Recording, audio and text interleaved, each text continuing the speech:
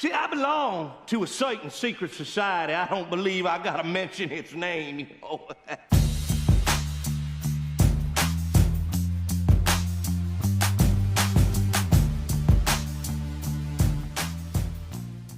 Good evening. What's going on, people? Black Pill Red here.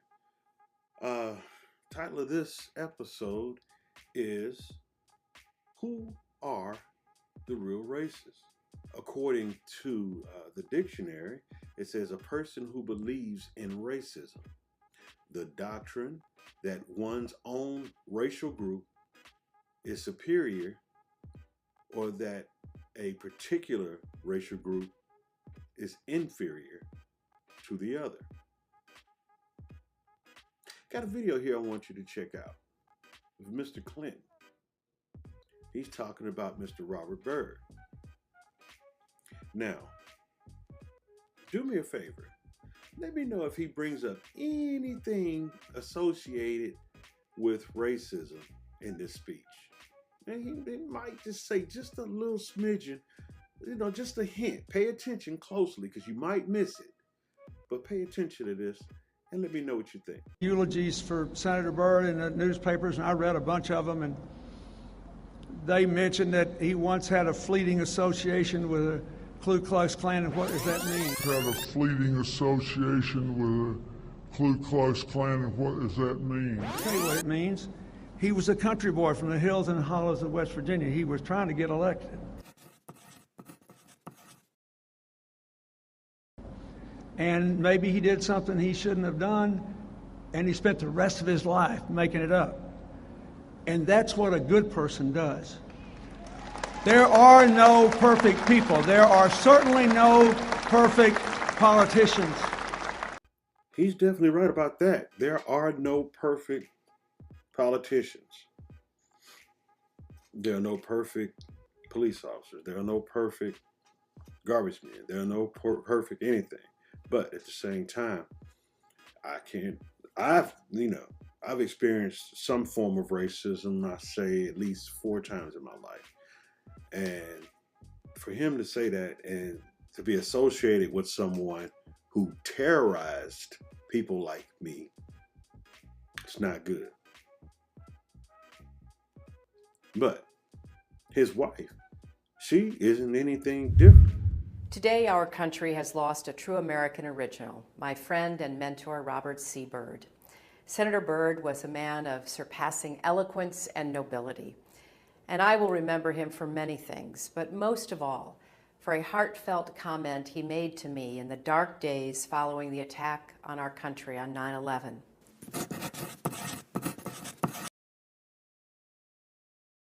My state of New York was reeling, and we were scrambling to provide support and relief. Think of me as the 3rd senator from New York, he said, and he meant it. Thanks to the leadership of Senator Byrd, who chaired the Appropriations Committee, New Yorkers and Americans got the help we needed. So she eulogizes Mr. Byrd.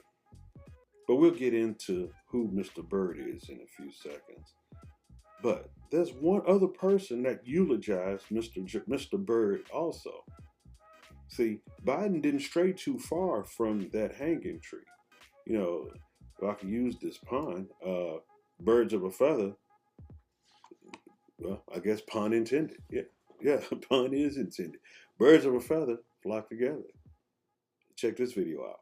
Also know that Robert C. Byrd was a parliamentary library, a keeper of the institution of the Senate, and he was the institution itself. But to me, and many people here today, like guys I see, Bill Bradley and Jim Sasser, who've long left the Senate for greener pastures,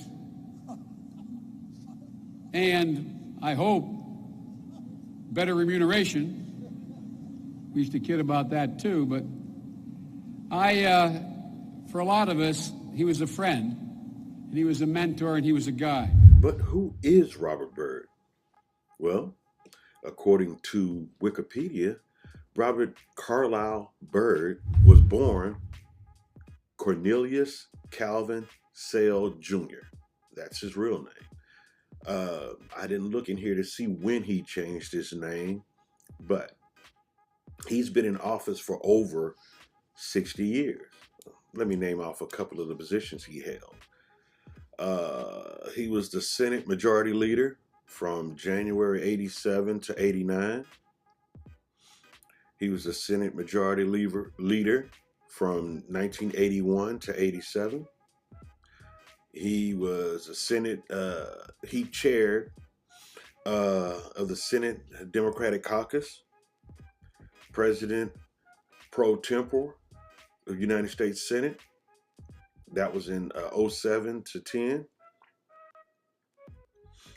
President pro tempore from 2003 to 2007. United States Senator of West Virginia from 1959 to 2010. Senator Majority Whip, 1971 to 77. Secretary of Senate Democratic Conference from 67 to 71. Member of the U.S. House of Representatives from 1953 to 59. A member of West Virginia Senate's 9th District, 1950 to 1952. Member of the West Virginia House Delegate of Raleigh County, January 1947 to 1950. And this dude checked out June 28, 2010 at the tender, ripe age of 92. Now, you know, of course, Wikipedia is going to give you all of that fancy smancy stuff, the glory and all of that. But one thing that caught my attention was this. In the early 1940s, Byrd recruited 150 of his friends and associates to create a new chapter of, you see it right there on the page, on the screen. I'm trying not to say any trigger words. As a young boy, Byrd had witnessed his adoptive father walk in a parade in Motoka, West Virginia. While growing up, Byrd had heard that certain secret organization that was said at the beginning defended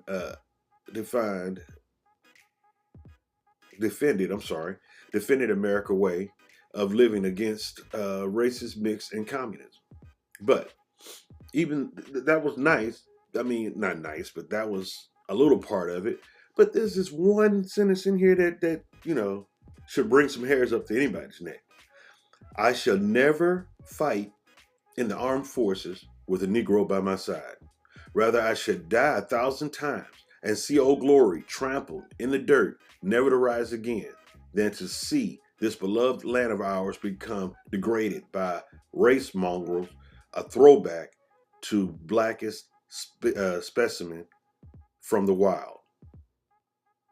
Yeah, he said that. This is the guy that you eulogize. This doesn't. I wouldn't even went to it. I mean, if this was your friend, yeah, fine and dandy, yeah, okay. But no. Anyway, in his lifetime, Mr. Byrd had 2 daughters, 6 grandchildren, and 7 great-grandchildren, living in 92. So he lives beyond favor, but he got an answer for all of this. But Hillary didn't stop there. Hillary also eulogized someone else, Miss Margaret Higgins Sanger, born Margaret Louise Higgins, September 14, 1879 to September 6, 1966. She was an American birth control activist, sex educator, writer, and nurse. She was popularized the term birth control, opened the first birth control clinic in the United States, and established organizations that evolved into Planned Parenthood Federations of America. So this is the lady who created Planned Parenthood. But I bet you never thought that the establishment that you go to is supported by a lady who wanted to exterminate the African American community. Last month, when you called Margaret Sanger, the founder of Planned Parenthood, a person whom you enormously admire, were stunning to me. Margaret Sanger clearly embraced bigotry and racism. She advocated for the elimination of the disabled, the downtrodden, and the black child. In one of her writings, she said, "Today, eugenics is suggested by the most diverse minds as the most adequate and thorough avenue to the solution of racial, political, and social problems." Let me say, with respect to your comments about Margaret Sanger, you know, I admire Thomas Jefferson. I admire. Been to the border. You haven't been to the border. And I haven't been to Europe. I admire his words and his leadership, and I deplore his unrepentant slaveholding. I admire Margaret Sanger being a pioneer in trying to empower women to have some control over their bodies, and I deplore statements that you have referenced. I admire Margaret Sanger enormously. Her courage, her tenacity, her vision. Another of my great friends, Ellen Chesler, is here, who wrote a magnificent biography of Margaret Sanger called Woman of Valor. And when I think about what she did all those years ago in Brooklyn, taking on archetypes, taking on attitudes and accusations flowing from all directions, I am really in awe of her. And there are a lot of lessons that we can learn from her life and from the cause she launched and fought for and sacrificed so great. You didn't know that, did you? Well, check out these 21 comments that she has and that she's written in her books. But from my view, I believe that there should be no more babies. The most merciful thing that the large family does to one of its infant members is to kill it. We don't want the word to go out that we want to exterminate the Negro population.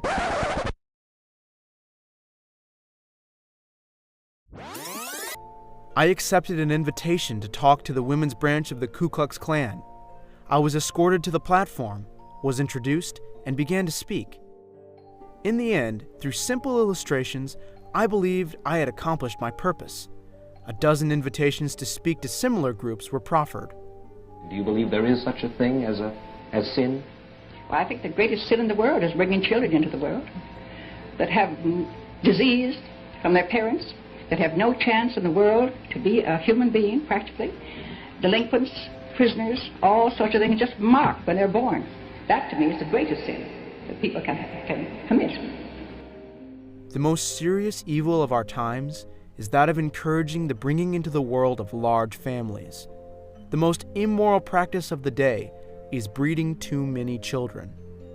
Eugenics without birth control seems to us a house builded upon the sands. It is at the mercy of the rising stream of the unfit. As an advocate of birth control, I wish to take advantage of the present opportunity to point out that the unbalance between the birth rate of the unfit and the fit, admittedly the greatest present menace to civilization, can never be rectified by the inauguration of a cradle competition between these two classes. The most urgent problem today is how to limit and discourage the overfertility of the mentally and physically defective.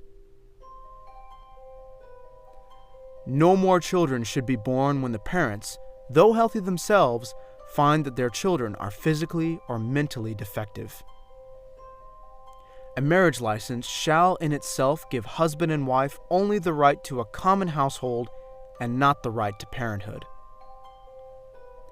No woman shall have the legal right to bear a child, and no man shall have the right to become a father without a permit for parenthood. Permits for parenthood shall be issued upon application by city, county, or state authorities to married couples, providing they are financially able to support the expected child, have the qualifications needed for proper rearing of the child, have no transmissible diseases, and, on the woman's part, no medical indication that the maternity is likely to result in death or permanent injury to health. no permit for parenthood shall be valid for more than one birth. Apply a stern and rigid policy of sterilization and segregation to that grade of population whose progeny is tainted, or whose inheritance is such that objectionable traits may be transmitted to offspring. These two words, birth control, sum up our whole philosophy. It means the release and cultivation of the better elements in our society, and the gradual suppression, elimination, and eventual extinction of defective stocks, those human weeds which threaten the blooming of the finest flowers of American civilization. Organized charity itself is the symptom of a malignant social disease. My own position is that the Catholic doctrine is illogical, not in accord with science, and definitely a malignant social disease. My own position is that the Catholic doctrine is illogical, not in accord with science, and definitely against social welfare and race improvement.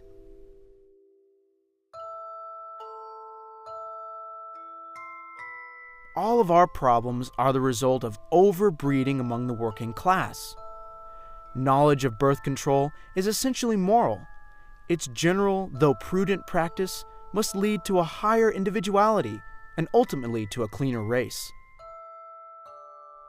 Feeble-mindedness perpetuates itself from the ranks of those who are blandly indifferent to their racial responsibilities, and it is largely this type of humanity we are now drawing upon to populate our world for the generations to come.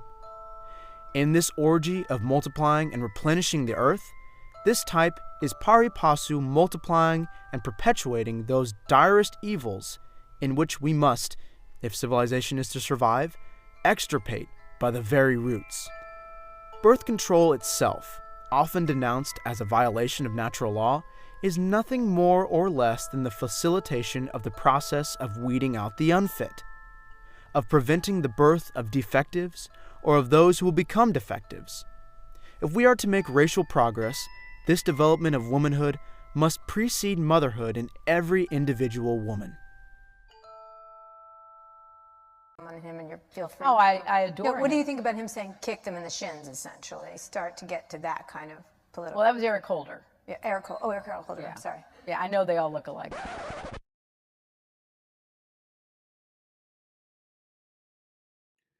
But then she goes on referring to people like me as a deplorable, xenophobe, racist, and all that other stuff. I'm nowhere close to being either one of those phobias or anything like that. But the real reason why I chose to make this video is not because of Hillary, but she influenced a lot of her party members, but because of Mr. Biden and his family. Unlike the African American community, with notable exceptions, the Latino community is an incredibly diverse community. If you have a problem figuring out whether you're for me or Trump, and you ain't black. Poor kids are just as bright and just as talented as white kids. My Democratic colleagues don't like me saying this. I think the two-party system is good for the South and good for the Negro, good for the black. You can see he's been like this for over 40-something years, and you still decided to vote for him. You don't decide to do your homework or your due diligence to search out the fact that Orange Man is not bad. I mean, they've said that he is a racist, sexist, homophobe, xenophobe, Islamophobe, phobiophobe, arachnophobe, all of the phobes out there. That that's him. When really it's not him. It's everyone else. Donald Trump has done more for black people than most black people do for black people. And it's crazy on how you guys believe with the Democratic Party and some Republicans, but you believe what they're feeding you, the banana in the tailpipe. You go back and look at my shows. That was the title of one of the shows, Falling for the Banana in the Tailpipe. Well, people are still falling for it. Ran into some friends and we were talking about it, and I told them I voted for Trump, and I became a racist at that moment. Racist, I became an Uncle Tom, I became a sellout, and all that in one moment. Now, explain this to me, and please, someone help me understand this, okay? And I'm going to sit here and ponder this dilemma. Every time a man of color, like myself, decides to go against the mainstream, which is where everyone else is going, I'm a sellout, I'm an Uncle Tom, I'm a racist, all this other stuff, when I choose to go a different path. If you have a problem figuring out whether you're for me or Trump, and you ain't black. I was told that I wanted to be white. I was told that I was a sellout from a long-time friend of mine. But according to this article, the Democratic Party are the party of racism. The Democrats are incapable of racism. The Democrats are the party of slavery and segregation.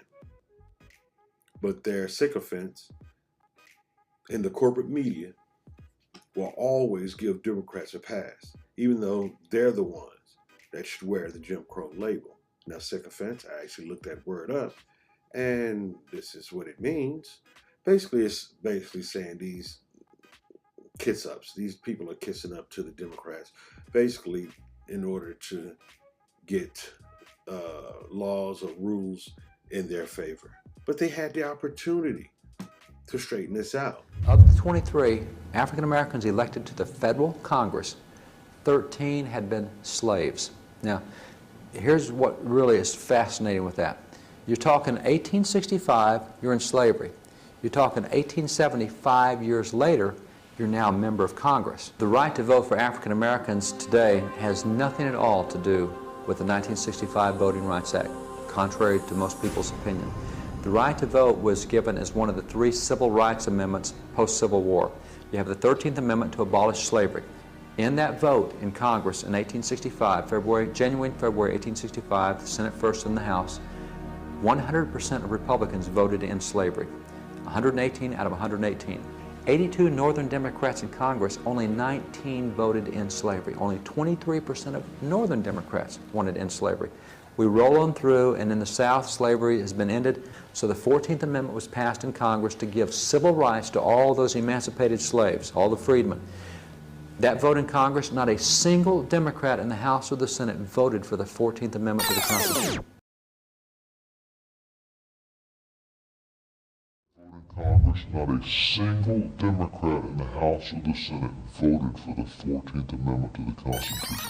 They passed the 15th Amendment in 1870 that says every African American can vote. So voting rights for African Americans come from the 15th Amendment passed in 1870, which, by the way, not a single Democrat in the House or the Senate voted for the 15th Amendment. Now, what happens is we roll forward to the next few years, and between 1870 and 1875, Congress passed a bunch of civil rights laws. In 1876, Democrats took control of the House of Representatives, so no more civil rights laws passed until 1964. In 1892, Democrats got control of the House and the Senate and the presidency and promptly repealed all the civil rights laws, voting rights laws, etc. That's where the South started literacy tests, poll taxes, Democrat legislatures passing all these things to keep blacks from voting, despite the fact that the 15th Amendment says they can vote. But, of course, Mr. Biden, he had a knack for putting his foot in his mouth, because he was seen saying that I don't want my children growing up in a jungle, a racial jungle. Basically, you know, like I said, he didn't want his kids to go to school with people like me. But one of the things Trump did back in September 2020 was to initiate the process of getting rid of CRT, which is critical race theory. Now, this is the one thing that goes on in schools where these teachers indoctrinate these students. What I mean by indoctrination is, watch this video for example. I mean, like, I didn't really think of it in this way until I got to college, and like I took women's and gender studies classes, and that put me on this path where I'm like, yeah, like the U.S. Okay. So you took the gender studies classes and you had this kind of revelation? Yeah, exactly. What was it about the class? Kind of like I was always into social justice, but I didn't have the language for that. And then it kind of gave me that language and made me realize how everything is That's indoctrination. It's when you teach the children according to the agenda, not according to the curriculum. Well, it'll be that curriculum that they're doing to push the agenda. But at the same time, they're not teaching children properly. They're teaching children, you're black, you're poor, and you're going to remain that way because these people here are the people that's supposed to be there because they're of a different race. But because you're black, you're never going to make it. Because you're Hispanic, you're never going to make it. The system is not built for you. That is what they're telling you that. That is what CRT is, critical race theory. But then, as you can see here, he signed the critical race theory. And here's the crazy thing about this. It took me a minute to find it. I had to go through the Federal Registry to find it because if you go to the White House, it won't show it. If you go to the White House website, you can't find this particular executive order. But this executive order, I'm going to post it in the link below. This executive order and the Emancipation Revolution, I'm going to post a link for that in there. And there's something else that I'm going to post a link in the description box. But Joe Biden reversed the CRT executive order that he put out, basically saying that, no, we want to continue indoctrinating children. We want to continue this separation that we created because we have a plan. And we're right at the end of our plan of what we want, of where we want the United States to go. They want us as a third world country. They really do. They want us solely dependent on the government. But Hunter Biden didn't bother to ask anyone this question. Wonder if I can see the N-word. Wait, can I really see the N-word? Hunter seems to stick his foot in his mouth because, well, that's probably one of his fetishes. But he got caught, according to that laptop, of using strange language. Now, you can read these texts and you can see that Mr. Hunter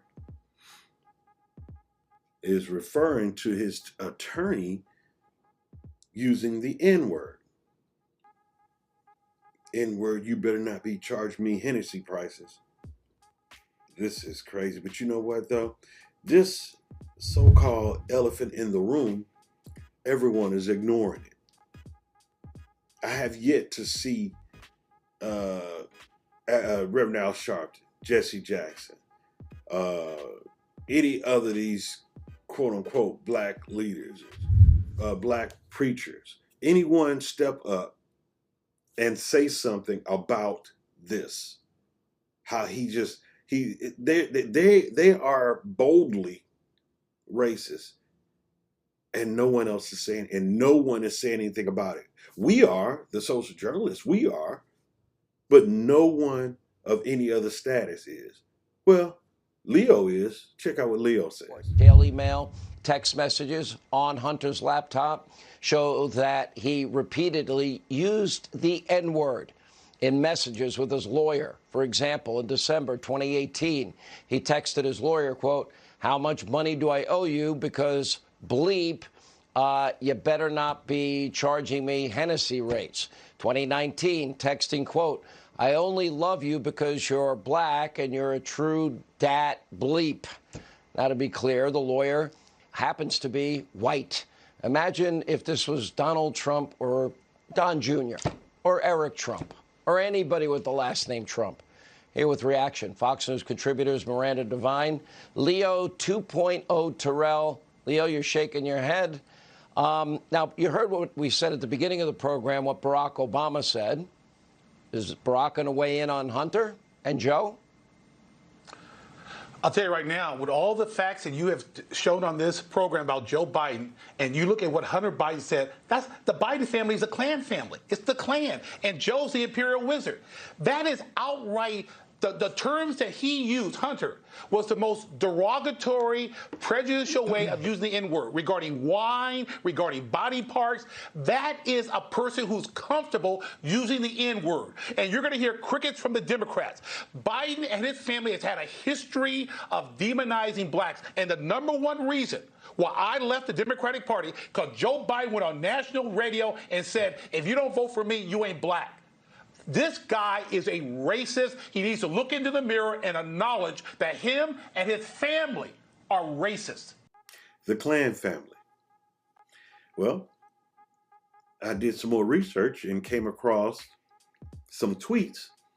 I just wanted to see what the response was to this, because apparently none of the politicians or black leaders are saying anything about it.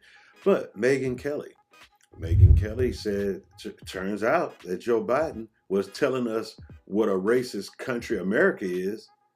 He had someone very near and dear in mind. She's talking about Junior.